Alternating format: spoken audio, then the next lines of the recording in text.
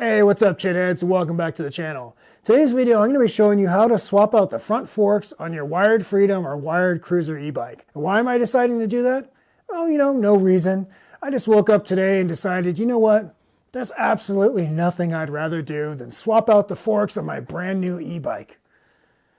Okay, I guess, truth be told, I got this bike a few weeks ago. When I first rode it, I realized, hey, my bike's pulling to the left. And reading around online, unfortunately, I realized I'm not the only one with the same problem. And the cause of that problem is the steer tube on the fork is unfortunately getting bent or damaged during shipping, causing the bike to always pull to the left, also known as Peyronie's disease.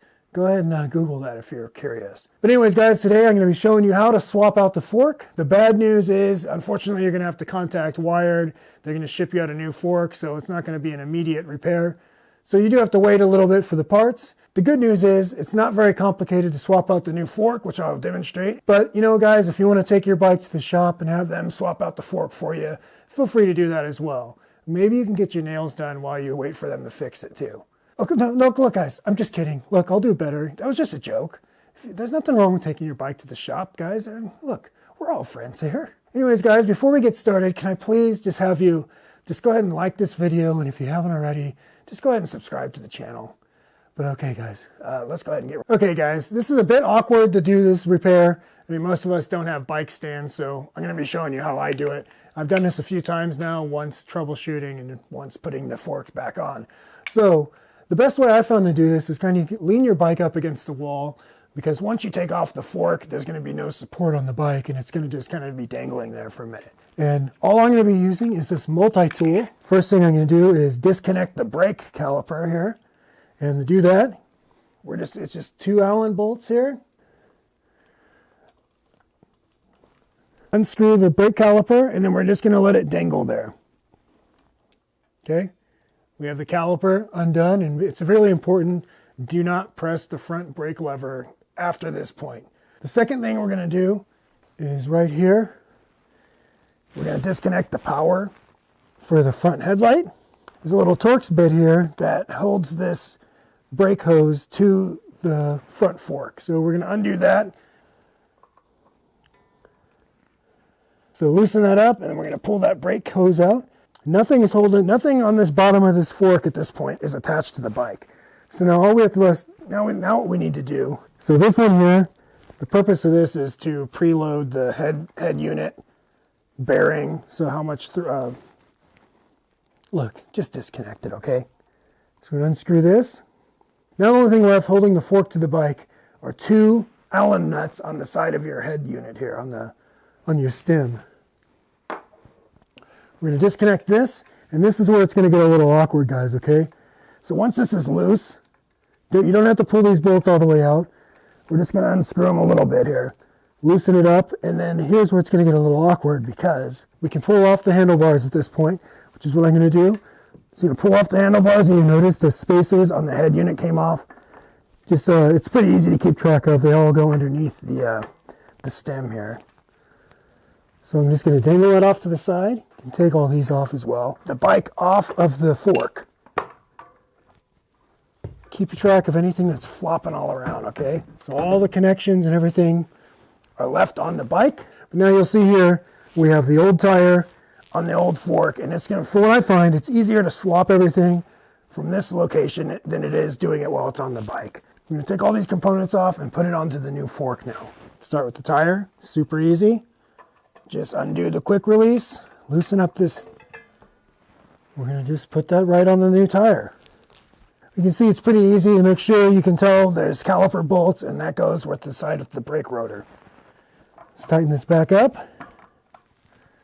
Now we have the tire back on here. All we have to do is replace the fender. Now, guys, I'm not going to lie to you. I'm absolutely not really a fan of how this connects. The fender connects fine, but the bracket for the headlight, you know what, if you put your bike together already, you probably know what I'm talking about. It's not the best, but I just wanted to let you guys know. I know you can watch those other channels where they have like benches and, they're nice little setups. Look, I don't have the luxury of that here, so maybe you can take, I thought maybe you guys would enjoy every man's take on doing bike repairs in their living room, because, hey, I'm not one of those rich people with a garage, okay? Maybe you're like me and you're gonna have to do these repairs in your living room. You know, it makes it extra awkward that I'm also trying to do it in front of the camera here, so it'd be easier if nobody was watching. If you look at this steering tube, it's bent. So when I initially was trying to bend this fork by hand and get it back, but then I realized the steering tube is bent. So I don't know if maybe the way these bikes were stacked when they were in boxes or what, but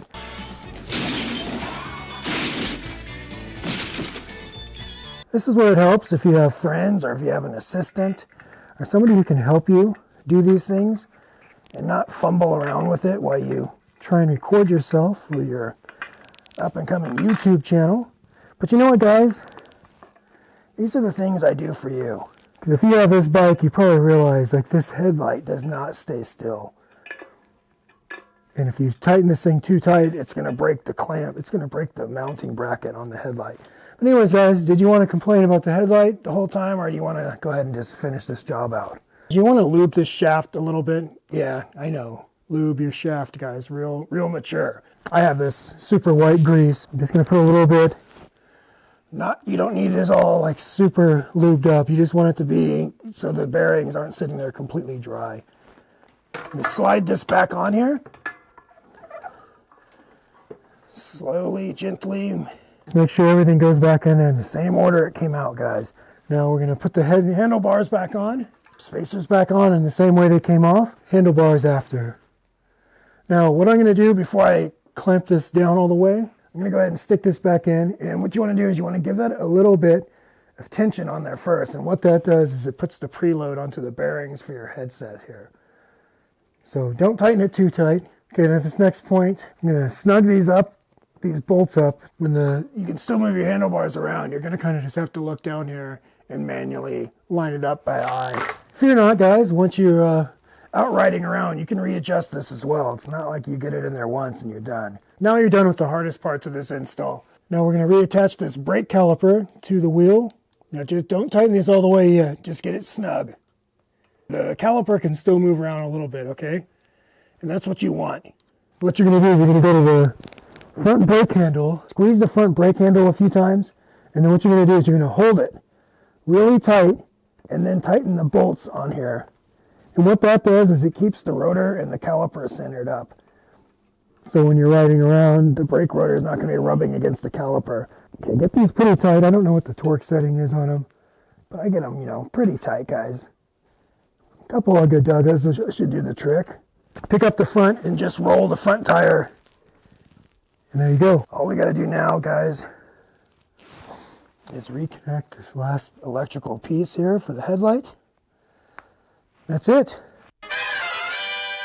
And there you have it, guys. That's how you swap out the fork on your brand new e-bike. Believe it or not, you can actually go ride your bike at this point and no longer have to sit around in your living room and repair it. Crazy concept, right? I hope you liked the video. If you have any questions, feel free to leave it in the comment section below. I do read upwards of 2 to 3% of all comments left on these videos. And guys, I'm almost at 1,000 subscribers now, which is absolutely crazy. And I really appreciate all the support on the channel. The whole unrestricted movement wouldn't be anything if it was just me. It's a community. It's not a lone wolf thing. So I really appreciate it. And, but guys, that's enough rambling. I'll see you in the next forking video.